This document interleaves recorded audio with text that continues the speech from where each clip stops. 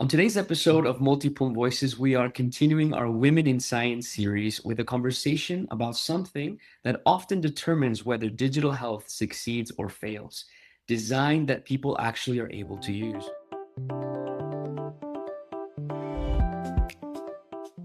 Welcome to MULTIPULM Voices. I am your host, Chris Aguilar, and this is where research meets real-world care. MULTIPULM is a Horizon Europe project working on accessible integrated care for people with multiple chronic conditions in low and middle income countries, specifically Brazil, Serbia, and Turkey.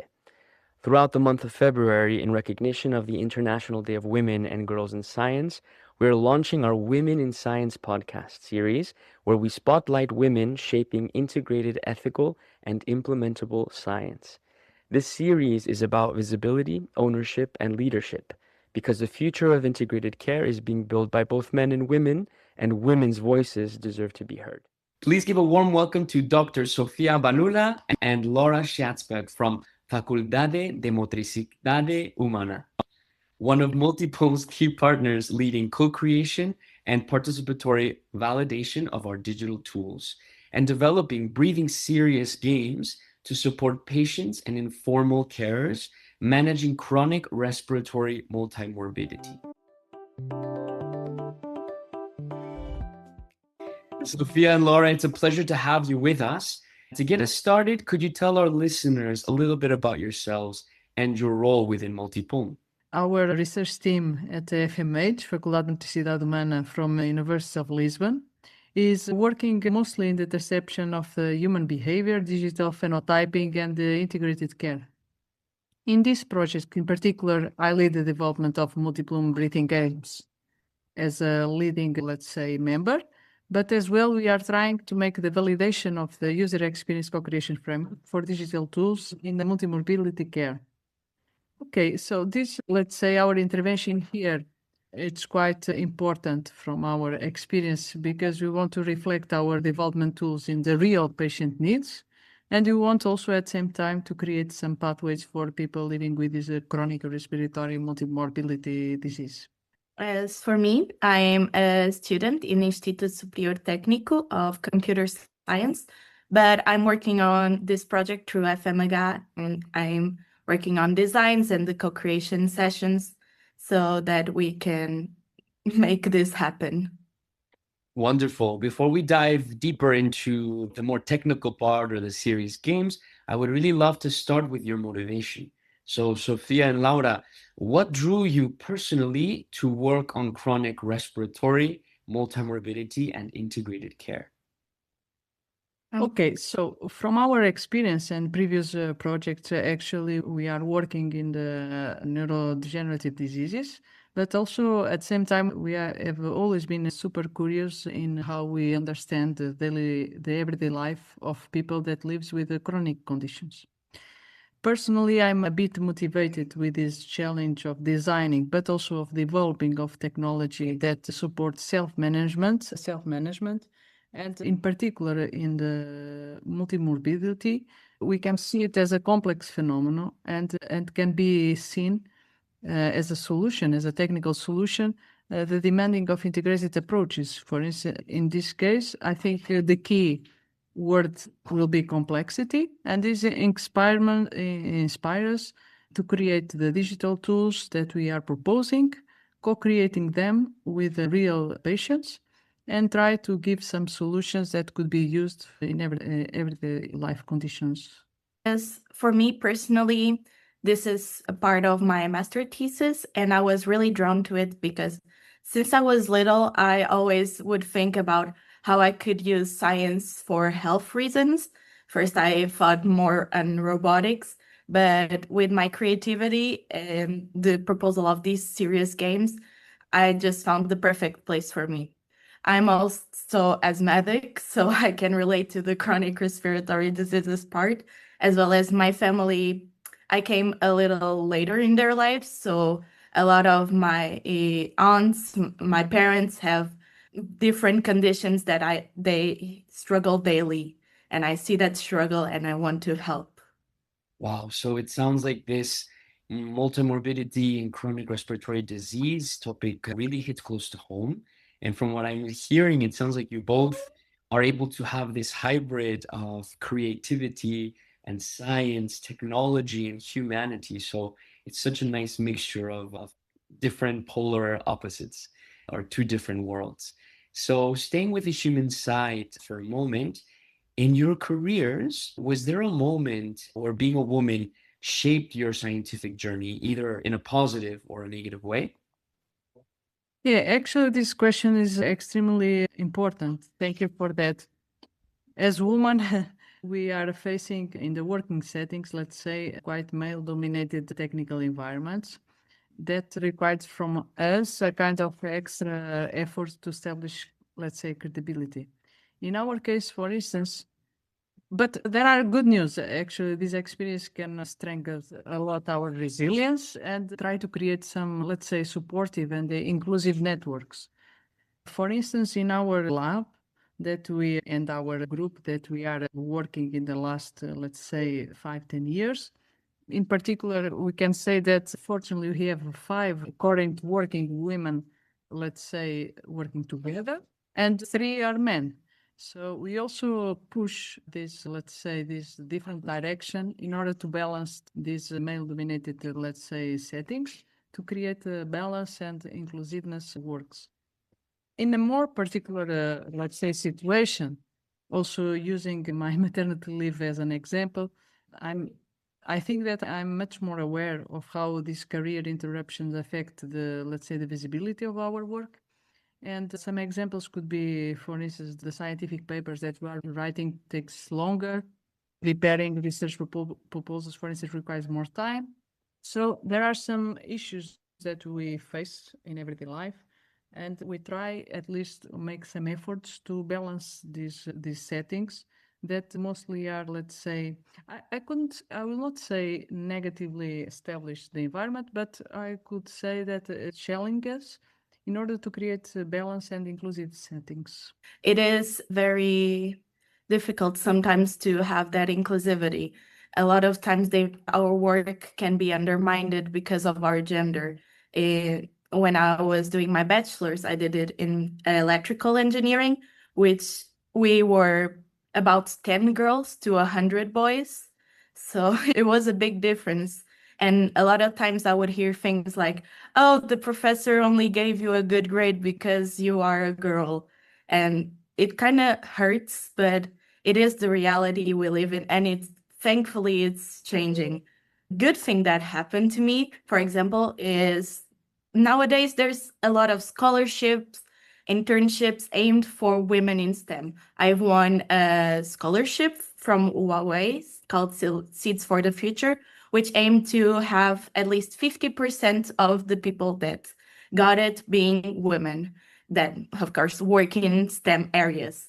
And I also did an internship of a week that was to stimulate women in STEM to see how it is in the environments of an enterprise and just have us experiment something new and give us that opportunity. And I believe that's growing, and more people are trying to include us in these technological environments. I think it's really wonderful that you both focus on the positive and the negative, the opportunities, the resilience, that's also with the challenges and the obstacles, right? That speaks a lot about the work ethic and the resilience of women. And you also do share the different aspects. So as a student, as a working mother, professional. So thank you for that insight. Building on what you shared, do you think that women bring something distinct to problem solving in health research, especially in complex contexts like in low to middle income countries? Okay, I don't know if our woman's talking, but women create life. Okay, so this is a powerful sentence, but let's say overall, women often bring a kind of relational understanding, and the emotional and even the well-known emotional intelligence. I think also we can have it as heritage, or at least to better explain some phenomena. And I think this sensitivity leads to solutions that are more practical and also more understandable from the cultural point of view. and aligned much more with the daily routines that are needed to solve some issues.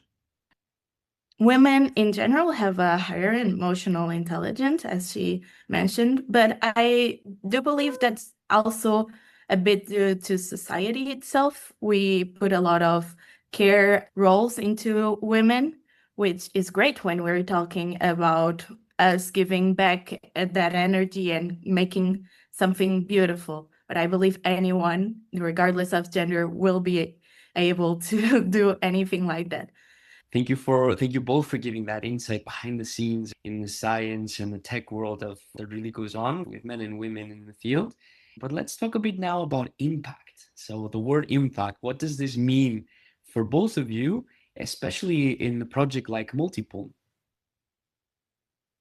Okay, this project MULTIPULM is quite challenging, and our role, we could translate the impact in the development of digital tools, in particular, in our case, the digital serious games. And these tools, of course, will in this project is intended to support the self-management and the breathing, let's say, exercise that we'll propose through a gamified environment. And these tools could eventually close the gap between innovation and real-world benefit. But at the end, if I have a few words to say what means impact, I could say that if this project creates impact in the quality of life of patients, will be the key of the response. The impact of this project is helping the people that most need it get the care that they need and want and have fun while getting their care. If everything is just boring and just, I need to do this to get better at breathing so I can keep living, it gets stressful and boring. So we aim to also make the game somewhat fun so people don't feel that strain and that will actually use them every day and get better in a very nice and light and fun way. It sounds like there's an element of psychology that comes into play as well, and really getting into the minds of the patients and the people using this technology, right? And when you really design for this, making it fun and patient-centered and the actual use in real life, then you're already thinking beyond technology and into people's everyday lives. So that's wonderful to hear. How does your work make sure that innovation doesn't just stay in the lab, far away from people, but that it actually reaches real patients and families? The co-creation frameworks that, in fact, they are seen as a co-designers, co-creators, because they interact with patients, with the technicians, with the tools that we design should be co-created by patients, in particular, technicians, healthcare professionals, scientists, but this have to be done from very early stages. These co-creations should be not done once and we close the loop and we give the solution, but we have to do it several times during the development of the technical solution.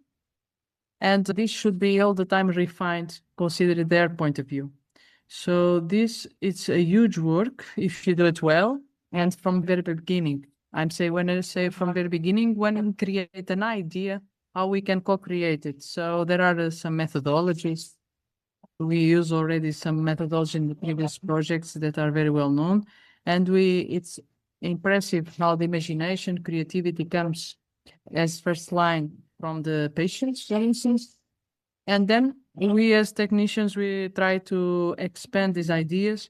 And once again, the healthcare professionals to refine them, etc., etc.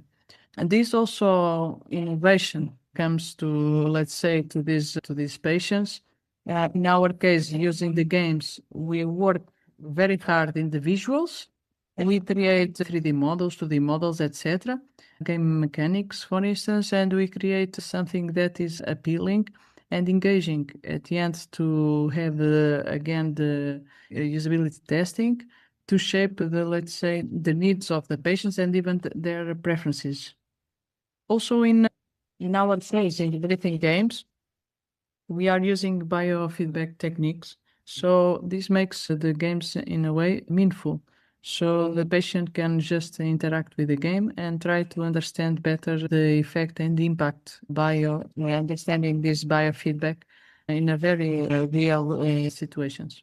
Overall, we try to integrate these tools in order to support this adoption by the patients. It is a key for our project, the co-creation, keeping the patients and the healthcare providers in the loop so we can refine and make anything that they will use and enjoy. There's also, of course, we plan that this app will be published after the development, so it will be accessible to anyone who needs it. This is exactly how we build something that people can trust and actually adopt, by designing with them and fitting into the care that they already receive. So you're right, this is a very important part or aspect of the project. So thank you for your answers. I'd love to zoom in for a moment and focus on who or what has shaped your scientific journey. Is there a moment or a person that really has, again, I'm going to use the word impacted you, or been a spark that has influenced you in your career? I could say there's a combination of factors for sure, but at beginning you can say that there is a curiosity about how people live with chronic conditions, and since it's our field, how technology can support them in these, let's say, situations. In my personal experience, and in the last 15 years, let's say, working in multidisciplinary European projects, of course, the collaboration between researchers, scientists, healthcare professionals, and the technicians shaped for sure my scientific outcomes, journey, etc. But also the way that we understand better the patients, caregivers, and who actually challenge us to design better, to develop better practical and powerful tools, give us this income. What we have done also in the, let's say, in the last years is to combine it and to blend this scientific journey with the outcomes from the project. So actually we, in our case, we always in parallel try to give some scientific outcomes in parallel of we develop the tools. So it's a huge work because when you develop a tool, it's quite difficult. And when you do it in parallel, some scientific work that reflects the, let's say, the acceptance of the community of this tool. In my childhood, my parents always stimulated my scientific curiosity, that research, anything that I would enjoy, that to follow that. Later on in my life, my sister and her husband also helped me a lot. Her husband is always telling me to do a doctorate in engineering, and they're always pushing me to be better and just keep going in this scientific journey. That's wonderful insight, and it's lovely to hear the different people that have done a collaborative effort to get you guys where you are and to make this impact that you're making today. So when you listen closely to patients and carers, it really changes what you design and how you design it. So why is co-creation so essential to build digital health that women, carers, and patients can actually use? Okay, so the co-creation framework, by definition, let's say, we create solutions, digital solutions that are shaped with people. So this word "with people" can be extended to several stakeholders, but at the end it means that this tool is supposed to be used, not simply delivered to them. In the case of women and carers that often face unique time pressures, for instance, emotional burdens, as we said in previous questions, these accessibility changes sometimes are super important in this context. So I think the co-creation is super, let's say, powerful because captures these daily routines, these dimensions that you said before, the cultural, social, and etc. And at the same time also tries to create collaborative spaces that can be translated into technical solutions that at the end will help patients and the end users. So I think this co-creation leads to intuitiveness, inclusiveness, and connection of practical and real context. That's exactly right. At the end of the day, it gives a voice to the people that most need to be heard in these kinds of projects. They will use them, so they should have a say in it. Well said, both of you. And building on this, which barrier do women face in human-centered tech and game design, and how have you navigated them? First of all, we are underrepresented overall, okay, in technical or leadership roles. So in this situation, of course, that there's a limitation in visibility and influence that we can create. So our role here is once again to try to balance these environments with the resilience I said before, to create inclusiveness in these settings. The biases that we talk about also, especially in serious games that we talk in the design and in the development, mostly in the development, I could say, because in design, since there is an artistic part, let's say, so far from my experience and the leadership of some teams, in the design part, we see more women than men. In the development, since it's more technology based, we are balanced, I could say. These career interruptions related with the maternity leave, once again. And it's not just maternity leave, it's also after, because then for the ones that are mothers, understand that there is a transition. And this transition most of the times is quite difficult of going to work, start again, the rankings, the publishing, the submitting projects, etc., etc. Or you keep going in a kind of machine in order to have some, let's say, outcomes, not as before, but at least continue working.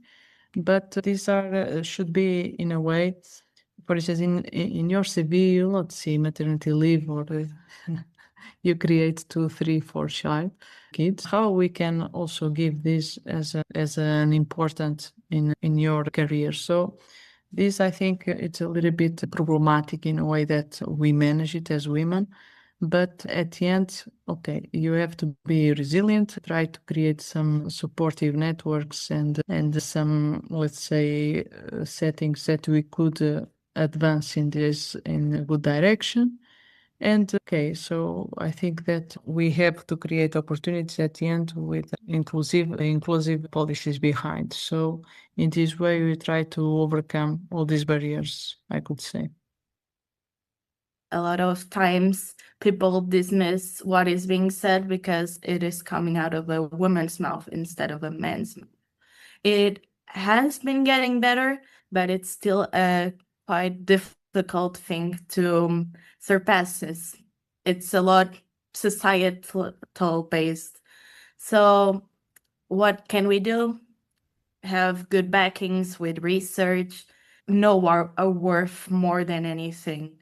We are resilient, we are fighters, and we can do anything a guy can do. So we just have to do it with the confidence that we know we deserve. That's right. Do you hear that, guys? We need to give more credibility to women voices. And that's the whole point of this podcast, which is nice, is to really put a platform and to make sure that women's voices are being heard. And it's powerful that you are pushing for inclusive design while navigating those barriers yourselves. And that's exactly why your collaboration and your intervention matters. How do breathing serious games support patients and carers of multimorbidity? We really believe that these breathing games that we are trying to deliver in the MULTIPULM will transform the therapeutic of breathing exercise into engaging and more motivating experience at the end. What will be quite, let's say, interesting is this biofeedback techniques that will help users to visualize their breathing in real time. And this can support their self-regulation and even self-management of the disease. Having a multimorbidity as several of diseases, chronic conditions, we can, let's say, direct the game goals of each one for each disease. And in multiple in particular, we intend to reduce stress, for instance, support the respiratory function, and also to improve the emotional well-being. We know from the literature that the breathing exercise can give us some, let's say, benefits and therapeutic benefits on this. At the same time, these tools can be considered accessible tools in low and medium income countries. Of course, that these are also very important because via smartphone, it is everyday use, you can have the games, the breathing games. So you can support all this, let's say, disease in almost all contexts. You don't need so much sophisticated technologies to use the breathing games. So it's in a kind of everyday use. The other keyword is as I said, the self-management. So each one could have their game in their pocket, in their smartphone, and could enjoy and at the same time to improve their chronic condition using a simple breathing game that could be used in different levels with different, let's say, challenges, different surprises. So you could engage these patients and carers at the same time to improve their quality of life. I'd like to touch on something that Sofia said earlier, that women create life. Breathing is living. So something that helps people control their breaths and get better oxygen. It keeps the brain, the body, everything more alive. And it can even help with mental health problems of anyone anyone really has heard of the breathe when they need to calm down. And this will help practice that in a fun way, in a way that will also hopefully help the cardiovascular system and be overall very accessible, especially for people with multimorbidity. They face many problems, chronic diseases that they bring stress. They affect every aspect of the body, and the body doesn't function without breathing. So now we're gonna wrap up our interview with one of my favorite questions that I get to ask, and it's a bit introspective. So if you could go back in time and face a younger version of yourself, so a young 5-year-old, 6-year-old Laura or Sofia, what would you tell her? What kind of advice would you give her about the future, specifically with your career? So this is a special message to all those young girls out there who might be in Serbia, Brazil, or Turkey, who are listening and would like to know a bit of advice. Okay, advice for a 5-year-old kid. So first of all, I would recommend to the parents not to give dolls to the girls. Could also give, but not just dolls. Please try to select some different toys. I could say so many Legos, etc., that are more closely, usually you'll see in the houses that are for boys. So this differentiation, I think that we should disrupt at the very beginning. And this brings, I think, the best in the future to move on to these principles that we talk about here. So you have to create environments that see the kid that is happy, that is smiling, not pushing so much, not pushing so few. So you have to have an open-minded in this perspective and create these, let's say, complex, but at the same time, very simple environments to these kids that need to, let's say, to flourish and to grow with this imagination. Beautifully said. Sofia, you've just embarked on this amazing journey as a mother, right? So that's great advice. I'm a privilege. That's some great advice you can give to parents for their children, and that really helps. And Laura, what about you? If you could go back and talk to a younger Laura, what would you tell her? What advice would you give her? Life will be hard. There's no question about it. Struggles will always appear, but you can do it. You have a spark in you, and you just have to keep feeding it and letting it shine, and let yourself be seen, be heard. Just be yourself and follow your dreams. What a beautiful and strong note to end our interview on. Sofia and Laura, thank you for joining us today and for the work that you are doing to make digital health more human, more usable, and more inclusive. It's been a real pleasure. Thank you, Chris. What a beautiful, to everyone listening, thank you for being a part of this series. If you want to support women shaping integrated care like Laura and Sofia, please follow the Multipulm podcast, share this episode with your network, and explore Multipulm's work through our website, www.multipulm.eu, as well as our social media channels. See you in the next episode. Multipulm is funded by the European Union. Views and opinions expressed are, however, those of the author only and do not necessarily reflect those of the European Union or the European Health and Digital Executive Agency. Neither the European Union nor the granting authority can be held responsible for them.